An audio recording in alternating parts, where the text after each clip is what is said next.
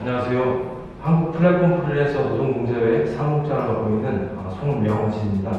저는 오늘 직장 없는 노동자의 권리 찾기라는 주제로 플랫폼 노동자 그리고 프리랜서의 권리 보장의 필요성과 방안에 대해서 말씀드리겠습니다. 먼저 기술 발전에 따른 지금 현 시대의 특징을 표현하는 것들이 몇 가지가 있는데요. 그것들을 한번 좀 살펴보고자 합니다. 제일 많이 잘 알려져 있는 것이 제4차 산업혁명이라는 표현일 텐데요. 근데 외국에서는 이것보다는 디지털 전환, 디지털 트랜스포메이션이라고 하는 표현을 보다 더 일반적으로 사용하는 것 같아요. 노동 없는 미래라는 표현도 최근 들어서 많이 늘고 있는데요. 제2의 기계 시대라고 하는 표현도 있습니다. 말하자면 인간의 노동을 인공지능이나 자동화 기기가 대신하는 그런 시대가 눈앞에 닥치고 있다라고 하는 얘기죠. 조금은 이제 과장이 섞여 있을 거라고 생각을 하는데요. 이와 약간 결을 달리하는 직장 없는 시대라는 표현도 등장을 했습니다. 여기서 말하는 직장이라고 하는 것은 일단 사람들의 일반적인 어떤 노동이 벌어지고 있는 일터만을 뜻하는 것이 아니라 조금 더 이제 사용자의 어떤 통제 그리고 일정한 보상 체계가 주어지는 조건 하에서 고정적으로 근무하는 장소를 뜻하는 거고요. 그러한 정형화된 어떤 기존의 일자리를 대신하는 비정형 노동이 지금 증가하고 있다라고 하는 이야기입니다. 국제노동기구 이제 ILO라고 하는데요. 이 ILO에서 2017년도에 이미 이제 비정형 노동이 전 세계적으로 급격하게 확산되고 있다라고 지적을 하고 있습니다.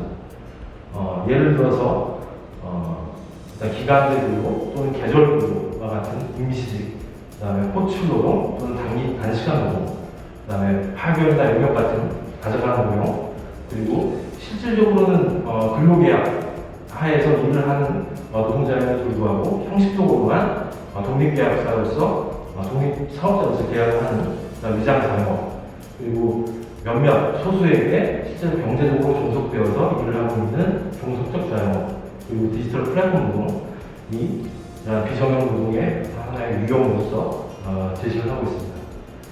이러한 비정형 노동이 증가하고 있는 기본적인 배경을 보면 긱 노동이라고 하는 어떤 긱 경제라고 하는 새로운 경제 패턴이 지금 이제 확산이 되고 있다라고 이제 얘기를 하는데요.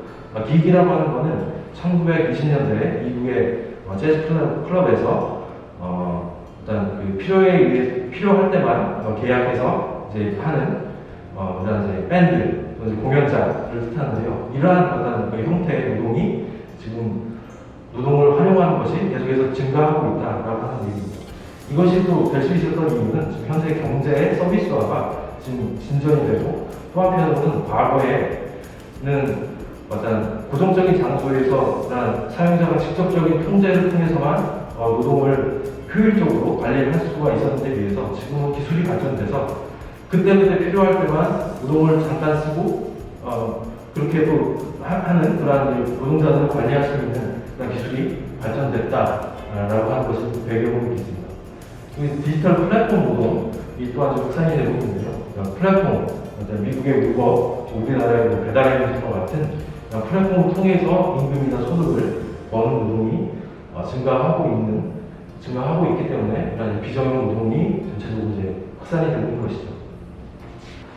그렇다면 비정형 노동은 얼마나 확산되고 있냐라고 이제 보면 플랫폼 노동을 좀 예를 들면 2017년도에 이미 전 세계의 각 국가별로 한 10%에서 20%가 플랫폼을 통해서 일감을 받고 노동을 하고 있다라는 그런 조사 결과가 나왔고요. 최근에 코로나 팬데믹으로 인해서 그러한 플랫폼 노동의 규모가 비약적으로 좀 확대되고 있다라는 것들이 공통적으로 나타나는 현상입니다.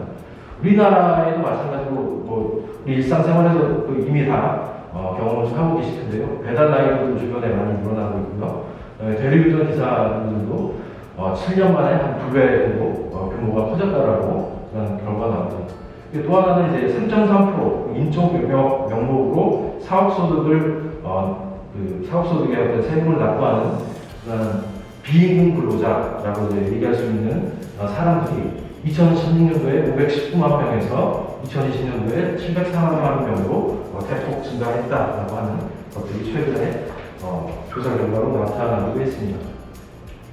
이러한 비정형 노동의 일자리의 질은 그렇다면 어떠냐 봤을 때 우리 전문 직종의 어떤 프리랜서들의 경우 일부는 그러한 소득이나 이런 것들이 좀 높다라고 이제 나타나고 있습니다만 그 대부분의 평균적인 것을 따지고 보면 기존 정규직 대비해서 54.5%에 미치지 못한다라고 하는 그런 결과가 있고요.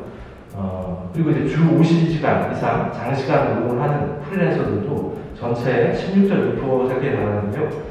정규직 노동자들 같은 경우에는 그 비율이 5.2%에 좀 되지 못한다는 것과 좀 비교했을 때 큰 편이죠. 그리고 이제 부당됨이나 인권 침해 경험 또한 43.5%가 경험한 바가 있다라고 얘기를 하고 있습니다.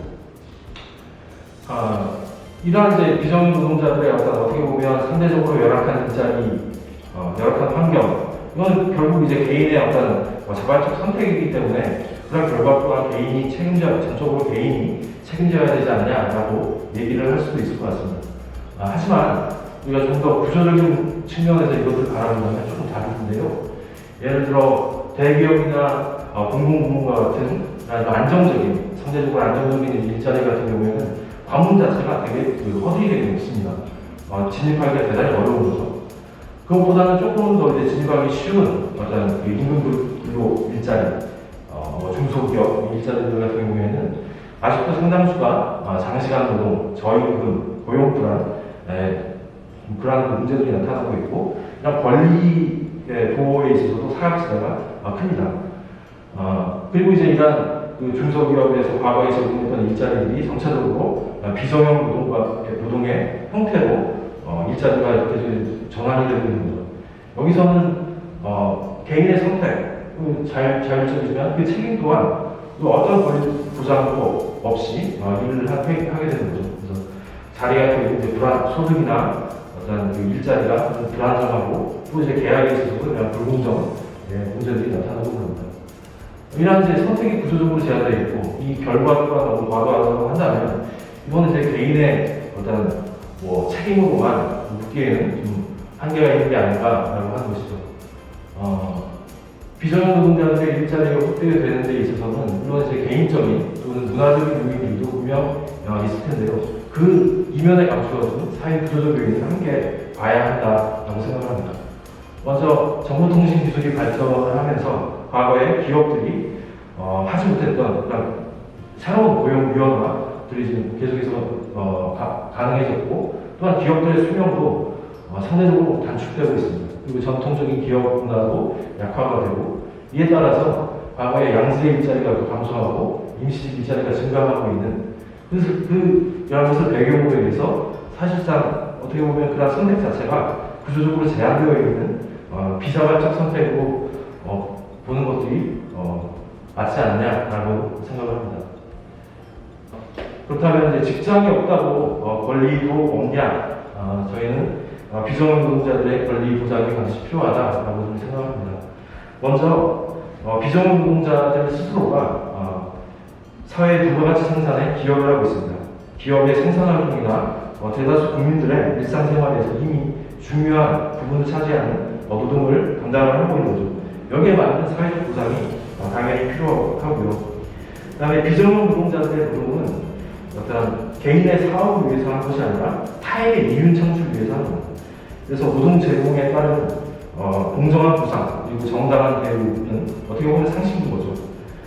그리고 우리 사회가 지속 가능한 발전을 하기 위해서는 이러한 불안정한 상태의 노동자들에게 어떤 권리를 보호를 하는 것이 강화하는 것이 대단히 좀 중요하다라고 생각을 합니다.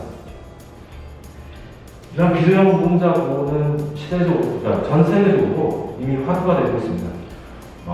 미국이나 유럽과 같은 국가들에서는 이러한 이제 비정형 노동자, 플랫폼 노동자들을 하나의 노동자로서 이제 보호하기 위한 노동법의 새로운 개선 작업도 좀 이루어지고 있고요. 그리고 고용보험이나 산재보험과 같은 사회보험을 적용을 하는 그러한 어떤 보호 조치들도 이루어지고 있습니다. 우리나라도 마찬가지입니다. 지금 이제 고용보험, 산재보험, 의 적용 대상을 계속해서 확대해 나가고 있고, 최근에는 플랫폼 종사자 보호입법이 추진되기도 했습니다. 그리고 이제 안전보건 조치 의무를 강화한다거나, 또 이제 부천 노동자 쉼터처럼 각 지자체들에서 이동 노동자, 플랫폼 노동자들의 휴게 시설을 설치하는 이런 움직임들도 계속해서 확대되고 있습니다. 기존의 노동조합들도 이제 과거의 특수고용 형태 노동자 또는 이제 플랫폼 노동자들을 조직하기 위한 노력들이 더 커지고 있는데요. 한국노총 같은 경우에는 2020년도에 전국 연대노조라고 하는 조직을 만들어서 이런 플랫폼 노동자들을 조합으로 지금 가입시키고 있는 상황입니다. 그리고 이제 업종별 어떤 사회적 대화 또는 기업별 대화 이러한 노력들도 이제 강화되고 있고요. 배달이나 택배 부분에서는 사회적 협약을 체결하기로 했습니다. 그리고 경제사회노동위원회라고 하는 공식적인 사회적 대화 기구에서도 사회적인 합의가 이루어진 바가 있습니다. 저는 이러한 이제 사회적 비정형 노동자들의 사회적 보호를 강화하기 위한 노력이 지속적으로 강화되어야 한다고 생각을 하는데요. 여기에서 이제 두 가지 최근에 새로운 시도들을 소개해드리고자 합니다. 첫 번째는 일하는 사람들을 위한 기본법을 제정하는 시도인데요. 노동관계법상 노동자들의 범위가 법에 따라서 조금씩 다릅니다. 그러니까 근로기준법상 노동자에 비해서 노조법상 노동자의 범위가 넓은데요. 사실 이제 이러한 것을 더 넓히기 위한 노력들이 근본적으로 이루어져야 할 것입니다. 그렇다고 하더라도 지금 이제 보다 다양한 형태의 어떤 이제 노동이 계속해서 늘어나고 있는데, 이 기존의 노동관계법은 경제적 종속성이나 인적 종속성을 좀 기본적인 개념으로 하고 있어서 일정적으로 이것만으로 보호하기에는 좀 한계가 따른다고 판단하고 있습니다. 그래서 보다 더 많은 노동자, 일하는 사람들, 그러니까 기존의 노동관계법상의 노동자를 포함해서 더 많은 일하는 사람들을 기본적으로 보호할 수 있는 기층의 어떤 보호 체계를 구축하자라고 하는 건데요. 이를 위해서 일하는 사람들의 기본 권리를 보장하고, 그리고 이제 노무를 제공받는 상대방인 업체나 또는 개인들의 어떤 의무 사항도 규정을 하고요. 또 이제 정부의 지도와 감독과 같은 내용들도 포함시키는 겁니다. 그래서 지금 현재는 이러한 이제 입법안을 만들어서 이제 국회에서 입법 발의를 하고 그다음에 이제 통과시키는 것이 목표로 되고 있고요. 지금 이와 관련된 서명운동이나 이런 캠페인들이 이제 올 하반기에 진행할 예정입니다. 이에 대해서 좀 많은 관심과 참여 좀 부탁드리겠습니다. 또 하나 소개할 사례는 노동공제라고 하는 것입니다. 노동공제는 노동법이 제도화돼서 노동조합의 권리가 보장되기 이전에 노동자들 스스로 어떤 경제적 위험에 대비하고자 상호 부족, 협동을 위해서 만든 그런 방식이 노동공제라고 하는 건데요. 이것들을 이제 지금 시대에 다시 되살려서 어떤 다양한 경제적 위협에 대비하고 어떤 생활안전, 복지 증진을 위해서 이러한 수단으로서 이제 노동공제회라고 하는 것을 이제 만드는 것이죠. 제가 있는 한국 플랫폼 프리랜서 노동공제회도 작년에 이러한 취지를 가지고 좀 만들었고요. 저희들은 이러한 이제 경제적 보호 장치로서의 역할 이외에 비정형 노동자들이 단지 어떤 정부나 지자체가 제공하고 있는 노동 정책, 복지 정책에 어떤 수동적인 어떤 수혜자로서만이 아니라 실제 이러한 정책들을 결정하고 집행되는 과정에 하나의 주체이자 파트너로서 참여할 수 있도록 하는 그러한 틀로서 역할을 하겠다라고 하고 있고요. 더 나아가서 노동자들의 목소리를 보다 더 사회적으로 크게 드러낼 수 있도록 하는 노동자들의 이해대변자로서의 역할을 하겠다라고 저희들은 이제 추구하고 있습니다. 노동공제 사업에도 많은 관심 그리고 참여 부탁드리겠습니다. 비정형 노동자들의 사회적 보호를 위해서는 무엇보다 정부 또는 정치인들의 역할이 가장 중요할 것입니다.